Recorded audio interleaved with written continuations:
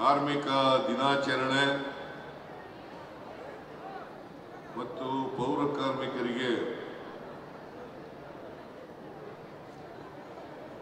ಕಾಯಂ ನೇಮಕಾತಿ ಪತ್ರ ವಿತರಣೆ ಕಾರ್ಯಕ್ರಮದಲ್ಲಿ ಭಾಗವಹಿಸಿರ್ತಕ್ಕಂಥ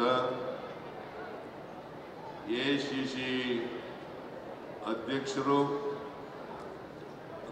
ರಾಜ್ಯಸಭೆಯಲ್ಲಿ ವಿರೋಧ ಪಕ್ಷದ ನಾಯಕರು ಆದಂಥ ಸನ್ಮಾನ್ಯ ಖರ್ಗೆ ಅವರೇ,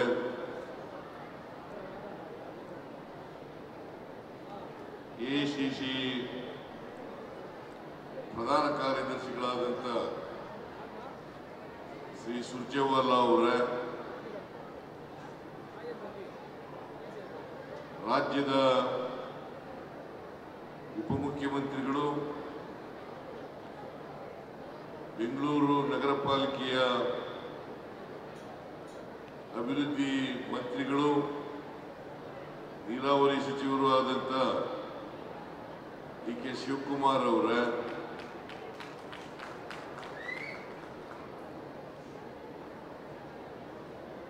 ಆಹಾರ ಮತ್ತು ನಾಗರಿಕ ಸಚಿವರಾದಂಥ ಶ್ರೀ ಕೆ.ಎಚ್. ಮುನಿಯಪ್ಪ ಅವರ,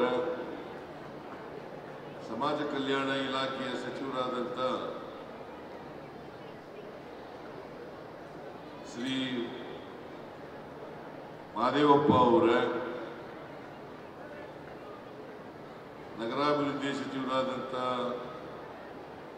ಶ್ರೀ ಬೈರ್ತಿ ಬಸವರಾಜು ಅವರು, ಬೈರ್ತಿ ಸುರೇಶ್ ಅವರ,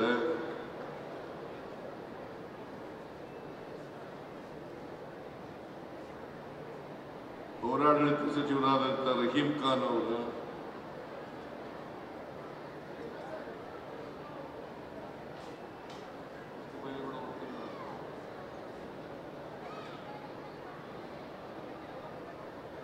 ಮುಖ್ಯಮಂತ್ರಿಗಳ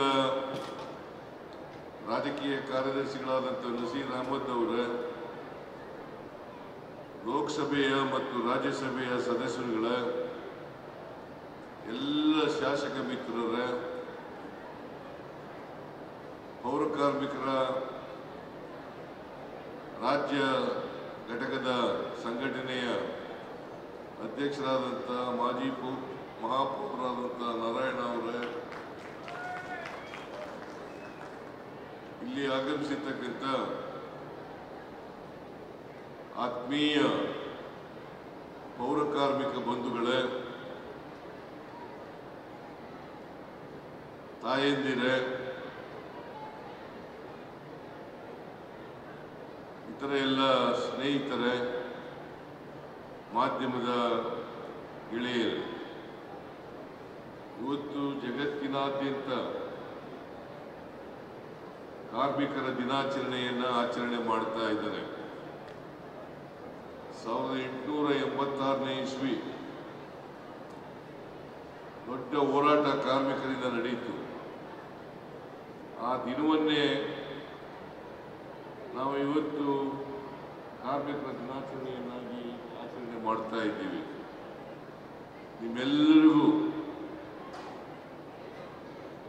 ಮತ್ತೆ ಈ ನಾಡಿನ ಜನತೆಗೆ ಕಾರ್ಮಿಕ ದಿನಾಚರಣೆಯ ಶುಭಾಶಯಗಳನ್ನು ಕೋರಲಿಕ್ಕೆ ಬಯಸ್ತಾ ಇದ್ದೇನೆ.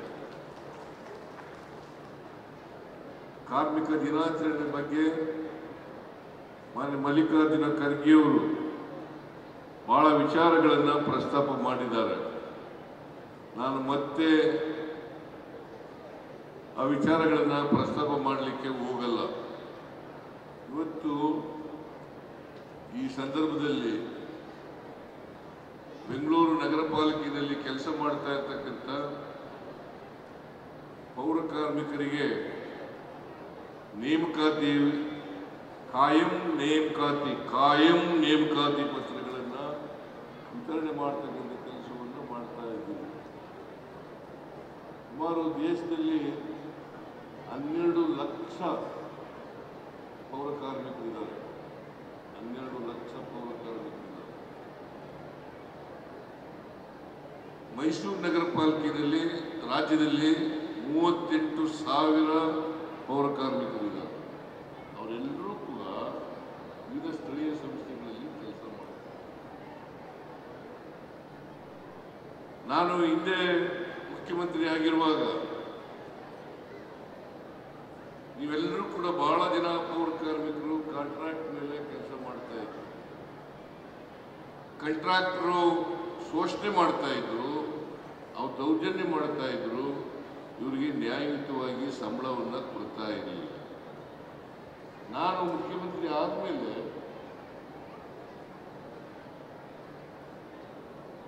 ಮಿನಿಮಮ್ ವೇಜಸ್ ಆಕ್ಟ್ ಪ್ರಕಾರ ಎಷ್ಟು ಸಂಬಳ ಸಿಗಬೇಕು ಅಷ್ಟು ಸಂಬಳವನ್ನು ಕೊಡಿಸ್ತಕ್ಕಂಥ ಪ್ರಯತ್ನವನ್ನು ಮಾಡಿದೆ.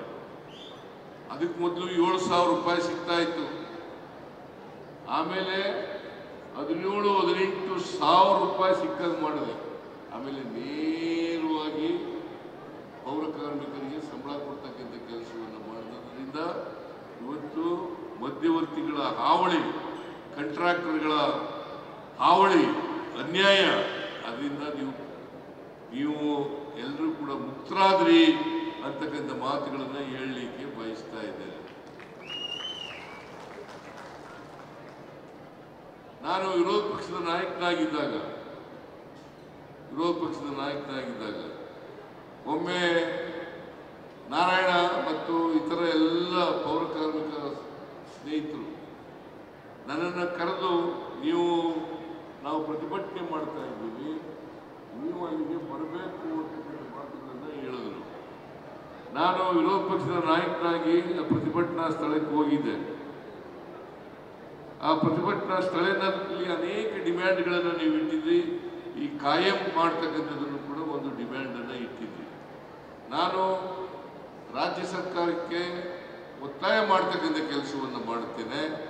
ಒಂದು ವೇಳೆ ಅವರು ಮಾಡದೇ ಇದ್ರೆ ನಮ್ಮ ಪಕ್ಷ ಅಧಿಕಾರಕ್ಕೆ ಬಂದೇ ಬರುತ್ತದೆ, ನಾವು ಬಂದ ಮೇಲೆ ನಿಮ್ಮನ್ನೆಲ್ಲ ಕಾಯಂ ಮಾಡ್ತೀವಿ ಅಂತಕ್ಕಂಥ ಮಾತುಗಳನ್ನು ಹೇಳಿದ್ದೇನೆ. ಅದೇ ರೀತಿ ಇವತ್ತು DK ಶಿವಕುಮಾರ್ ಅವರು ಬೆಂಗಳೂರು ಅಭಿವೃದ್ಧಿ ಸಚಿವರಾಗಿದ್ದಾರೆ. ಅವ್ರ ಮೂಲಕ ನಾವು ತೀರ್ಮಾನ ಮಾಡಿದ್ದೀವಿ, ಇವತ್ತು ನಿಮ್ಮನ್ನೆಲ್ಲ ಕಾಯಂ ಮಾಡಬೇಕು ಅಂತ ತೀರ್ಮಾನ ಮಾಡಿದ್ದೀವಿ. ಸುಮಾರು ಇವತ್ತು 39,000 ಸಂಬಳ ನೇರವಾಗಿ ನೀವೆಲ್ಲರಿಗೂ ಸಿಗುತ್ತೆ. ಬೇರೆ ಬೇರೆ ಸವಲತ್ತುಗಳು ಕೂಡ ಸಿಗ್ತವೆ. ಒಟ್ಟು ನಿಮಗೆ ಅಂದರೆ 4ನೇ ದರ್ಜೆ ನೌಕರರು ಏನು ಸಂಬಳ ಪಡೀತಾರೆ ಆ ಸಂಬಳವನ್ನು ನೇರವಾಗಿ ನಿಮಗೆ ತಲುಪಿಸಬೇಕು. ಯಾಕೆಂದ್ರೆ ನೀವೆಲ್ಲರೂ ಕೂಡ ಈ ಶುಚಿತ್ವವನ್ನು ಕಾಪಾಡ್ತಕ್ಕಂಥವ್ರು, ಅದನ್ನ ಮಾಡ್ತಕ್ಕಂಥವ್ರು, ಶುಚಿತ್ವದಲ್ಲೇ ದೈವತ್ವವನ್ನು ಕಾಣ್ತೇವೆ ಅಂತಕ್ಕಂಥ ಮಾತುಗಳನ್ನು ಮಹಾತ್ಮ ಗಾಂಧೀಜಿಯವರು ಹೇಳಿದರು. ಶುಚಿತ್ವದಲ್ಲಿ ದೈವತ್ವವನ್ನು ಕಾಣ್ತೇವೆ ಅಂತಕ್ಕಂಥ ಮಾತುಗಳನ್ನು ಮಹಾತ್ಮ ಗಾಂಧೀಜಿಯವರು ಹೇಳಿದರು. ಆದ್ದರಿಂದ ಶುಚಿ ಮಾಡ್ತಕ್ಕಂಥ ಕೆಲಸ ಇದೆಯಲ್ಲ, ಇದು ಅತ್ಯಂತ ಶ್ರೇಷ್ಠವಾದಂಥ ಕೆಲಸ ಅಂತಕ್ಕಂಥ ಮಾತುಗಳನ್ನು ಈ ಸಂದರ್ಭದಲ್ಲಿ ಹೇಳಲಿಕ್ಕೆ ಬಯಸ್ತಾ ಇದ್ದೇನೆ. ಯಾಕೆಂದರೆ ಬಸವಣ್ಣವರು ಆವಾಗಲೇ ಹೇಳಿದರು, ಇಂದಿನ 850 ವರ್ಷಗಳ 12ನೇ ಶತಮಾನದಲ್ಲೇ ಹೇಳಿದರು, ಕಾಯಕವೇ ಕೈಲಾಸ, ಯಾವುದು ಮೇಲುವಲ್ಲ, ಯಾವ ಕೆಲಸನೂ ಕೀಳುವಲ್ಲ. ನಿಮಗೆ ಕಾರ್ಪೊರೇಷನ್ ಕಮಿಷನರು ಯಾವ ಸಂಬಳ ಜಾಸ್ತಿ ಇರ್ಬೋದು, ಆದರೆ ವ್ಯತ್ಯಾಸಗಳಿರೋದಿಲ್ಲ. ಅವ್ರು ಮಾಡ್ತಕ್ಕಂಥ ಕೆಲಸ, ನೀವು ಮಾಡ್ತಕ್ಕಂಥ ಕೆಲಸ ಎಲ್ಲವೂ ಕೂಡ ಸಮಾನವಾದದ್ದು, ಸಮಾನ ಗೌರವದಿಂದ ಕಾಣಬೇಕು ಅಂತಕ್ಕಂಥ ಮಾತುಗಳನ್ನು ಈ ಸಂದರ್ಭದಲ್ಲಿ ಹೇಳಲಿಕ್ಕೆ ಬಯಸ್ತಾ ಇದ್ದೀನಿ. ನಿಮಗೆ ಇವತ್ತು ಇನ್ನೂ ಕೆಲವರು ಬಿಟ್ಟೋಗಿದ್ದಾರೆ. ಇವರು ಲಾರಿನಲ್ಲಿ ಡ್ರೈವರ್ಸು, ಹೆಲ್ಪರ್ಸು ಮತ್ತೆ ಆಪರೇಟರ್ಸ್ ಅವರೆಲ್ಲ ಬಿಟ್ಟೋಗಿದ್ದಾರೆ. ಅವರನ್ನೂ ಕೂಡ ಮುಂದಿನ ದಿನಗಳಲ್ಲಿ ಕಾಯಂ ಮಾಡ್ತೇವೆ ಅಂತಕ್ಕಂಥ ಮಾತುಗಳನ್ನು ಹೇಳಲಿಕ್ಕೆ ಬಯಸ್ತೇನೆ. ಅವರೆಲ್ಲ ಯಾರು ಬಿಟ್ಟೋಗಿದ್ದಾರೆ, ಅವರು ಸುಮಾರು 38,000ರಲ್ಲಿ ಒಂದು 9,000 ಜನ ಬಿಟ್ಟೋಗಿದ್ದಾರೆ. ಆ 9,000 ಜನರಿಗೂ ಕೂಡ ನಾನು ಈಗಲೇ ಹೇಳ್ತೀನಿ, ನಮ್ಮ ಸರ್ಕಾರ ಅದಕ್ಕೆ ಬದ್ಧವಾಗಿದೆ, ಅವರನ್ನು ಕೂಡ ಕಾಯಂ ಮಾಡ್ತಕ್ಕಂಥದಕ್ಕೆ ಬದ್ಧವಾಗಿದೆ ಅಂತಕ್ಕಂಥ ಮಾತುಗಳನ್ನು ಹೇಳಲಿಕ್ಕೆ ಬಯಸ್ತಾ ಇದ್ದೇನೆ.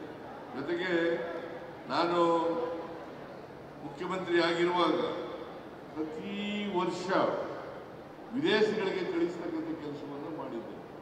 1,000 ಜನಕ್ಕೆ, ಪೌರ ಕಾರ್ಮಿಕರಿಗೆ 1,000 ಜನರಿಗೆ ವಿದೇಶಕ್ಕೆ ಹೋಗ್ಬೇಕು, ವಿದೇಶ ನೋಡ್ಕೊಂಡು ಬರಬೇಕು, ಅಲ್ಲಿಯ ಸ್ವಚ್ಛತೆ ಕೆಲಸ ನಡೀತಾ ಇದೆ. ಮತ್ತೆ ಅವ್ರ ಜೊತೆಯಲ್ಲಿ ನೀವು ಸಂಪರ್ಕ ಮಾಡಬೇಕು ಅಂತೇಳಿ ಉದ್ದೇಶದಿಂದ ನಾನು ಮಾಡಿದ್ದದು. ಅದರಿಂದ ಇವತ್ತು ನಿಮ್ಮನ್ನೂ ಕೂಡ ಮುಖ್ಯವಾಹಿನಿಗೆ ತರಬೇಕು ಅಂತಕ್ಕಂಥದ್ದೇ ನಮ್ಮ ಉದ್ದೇಶ. ಯಾರು ಪೌರ ಕಾರ್ಮಿಕರಿದ್ದಾರೆ ಅವರು ಕೂಡ ಮುಖ್ಯವಾಹಿನಿಗೆ ಬರಬೇಕು, ಅವರು ಕೂಡ ಸಮಾನತೆಯಿಂದ ಬದುಕಬೇಕು. ನಮ್ಮ ಉದ್ದೇಶ ಸಮಾಜವನ್ನು ನಿರ್ಮಾಣ ಮಾಡತಕ್ಕಂಥದ್ದು.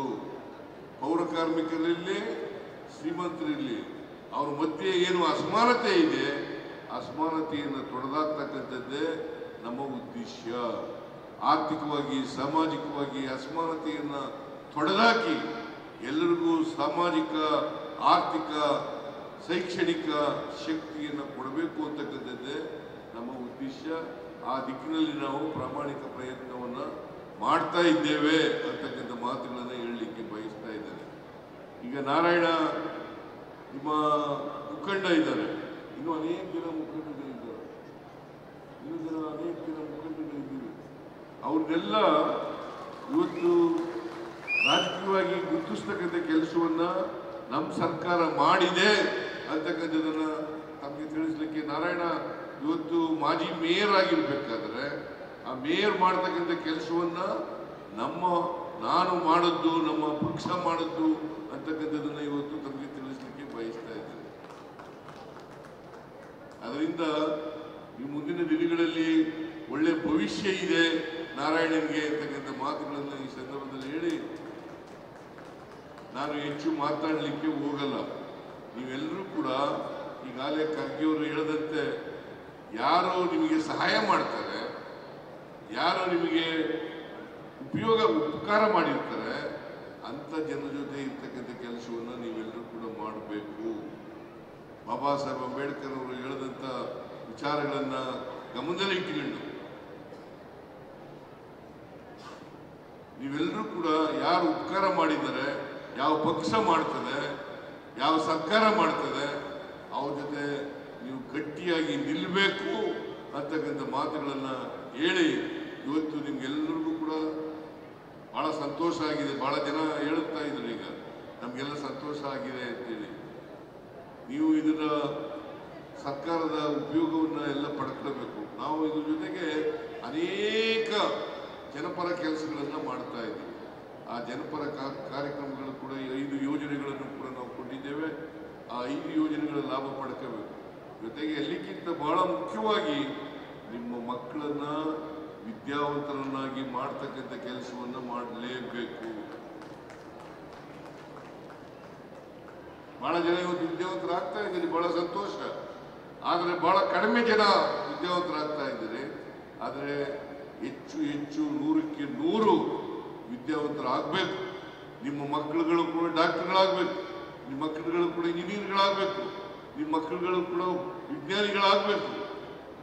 ಅದಾದಾಗ ಮಾತ್ರ ಸಮಾಜದಲ್ಲಿ ನಾವು ನೆಮ್ಮದಿಯನ್ನು, ತೃಪ್ತಿಯನ್ನು, ಸಂತೋಷವನ್ನು ತರಲಿಕ್ಕೆ ಸಾಧ್ಯ ಆಗ್ತದೆ. ನಾವು ಸಮಾಜವನ್ನು ನಿರ್ಮಾಣ ಮಾಡಲಿಕ್ಕೆ ಸಾಧ್ಯ ಆಗ್ತದೆ. ಬುದ್ಧ ಹೇಳದಂತೆ, ಬಸವಣ್ಣ ಹೇಳದಂತೆ, ಬಾಬಾ ಸಾಹೇಬ್ ಅಂಬೇಡ್ಕರ್ ಅವರು ಹೇಳದಂತೆ ಅಂತ ಸಮಾಜವನ್ನು ನಿರ್ಮಾಣ ಮಾಡಲಿಕ್ಕೆ ಸಾಧ್ಯ ಆಗ್ತದೆ. ಇದನ್ನ ನೀವೆಲ್ಲರೂ ಕೂಡ ವಿದ್ಯಾವಂತರಾದರೆ ಅಸ್ಪೃಶ್ಯತೆ, ಜಾತೀಯತೆ ತಾನಾಗೇ ತಾನು ಹೋಗ್ಲಿಕ್ಕೆ ಹೋಗ್ತದೆ, ತಾನಾಗೇ ತಾನು ಹೋಗ್ತದೆ. ಇಲ್ಲೇ ಹೋದರೆ ಜಾತಿ ವ್ಯವಸ್ಥೆನೂ ಮುಂದುವರಿತದೆ, ಅಸ್ಪೃಶ್ಯತೆಯೂ ಮುಂದುವರಿತದೆ ಅಂತಕ್ಕಂಥದ್ದನ್ನು ನಾವು ಅರ್ಥ ಮಾಡ್ಕೋಬೇಕಾಗುತ್ತೆ. ಅದಕ್ಕೋಸ್ಕರ ಜಾತಿ ವ್ಯವಸ್ಥೆ ಹೋಗ್ಬೇಕಾಗತ್ತೆ, ಅಸ್ಪೃಶ್ಯತೆ ಹೋಗ್ಬೇಕಾದ್ರೆ, ಸಮಾಜ ನಿರ್ಮಾಣ ಆಗ್ಬೇಕಾದ್ರೆ ನೀವೆಲ್ಲರೂ ಕೂಡ ವಿದ್ಯಾವಂತರಾಗಬೇಕು. ಸ್ವಾಭಿಮಾನದಿಂದ ಬದುಕನ್ನು ಕಟ್ಕೊಳ್ತಕ್ಕಂಥ ವ್ಯವಸ್ಥೆ ನಿರ್ಮಾಣ ಆದಾಗ ಮಾತ್ರ ನಾವು ಸಂವಿಧಾನವನ್ನು ಆಶಯಗಳನ್ನು ಈಡೇರಿಸಲಿಕ್ಕೆ ಸಾರ್ಥಕ ಆಗ್ತದೆ ಅಂತಕ್ಕಂಥ ಮಾತುಗಳನ್ನು ಹೇಳಿ ಇವತ್ತು ಮತ್ತೊಮ್ಮೆ ಈ ಕಾರ್ಮಿಕ ದಿನಾಚರಣೆಯ ದಿನದಂದು ಎಲ್ಲ ಜನರಿಗೆ ಶುಭಾಶಯಗಳನ್ನು ಕೋರಿ, ನೀವೆಲ್ಲರೂ ಕೂಡ ಈ ಕಾಯಂ ಪತ್ರ ಸಿಕ್ಕಿದೆಯಲ್ಲ, ನೀವು ಹೊಸ ಜೀವನದಲ್ಲಿ ನಿಮ್ಮ ಜೀವನದಲ್ಲಿ ಇದು ಒಂದು ಮಹಾನ್ ಘಟನೆ ಅಂತಕ್ಕಂಥ ಮಾತುಗಳನ್ನು ಈ ಸಂದರ್ಭದಲ್ಲಿ ಹೇಳಲಿಕ್ಕೆ ಬಯಸ್ತಾ ಇದ್ದೇನೆ. ನೀವೆಲ್ಲರೂ ಕೂಡ ಸುಖ ಸಂತೋಷದಿಂದ ನೆಮ್ಮದಿಯಿಂದ ಬಾಳತಕ್ಕಂಥ ವ್ಯವಸ್ಥೆಯನ್ನು ಮಾಡಬೇಕು. ಜೊತೆಗೆ ಈ ಸ್ವಚ್ಛತೆ ಬರೀ ನೀವು ಮಾಡೋದಲ್ಲ, ಬೇರೆಯವರು ಕೂಡ ಮಾಡಬೇಕು. ಪೌರ ಕಾರ್ಮಿಕರಿದ್ದಾರೆ ಸ್ವಚ್ಛತೆ ಮಾಡಲಿಕ್ಕೆ ಅಂತ ಕೂತ್ಕೊಳ್ಬಾರದು. ಬೇರೆಯವರು ಕೂಡ ಅವರ ಜವಾಬ್ದಾರಿನೂ ಕೂಡ ಇದೆ. ಸ್ವಚ್ಛತೆಯನ್ನು ಮಾಡ್ತಕ್ಕಂಥ ಕೆಲಸವನ್ನ ಎಲ್ಲ ನಾಗರಿಕರಿಗೂ ಮಾಡಬೇಕು ಅಂತೇಳಿ ಅವರಲ್ಲಿ ಮನವಿಯನ್ನು ಮಾಡಿ ನಿಮ್ಮೆಲ್ಲರಿಗೂ ಶುಭ ಕೋರಿ ನನ್ನ ಮಾತನ್ನು ಮುಗಿಸ್ತೇನೆ. ಜೈ ಹಿಂದ್, ಜೈ ಕರ್ನಾಟಕ. ನನ್ನ ಮಾತನ್ನು ಮುಗಿಸ್ತೇನೆ.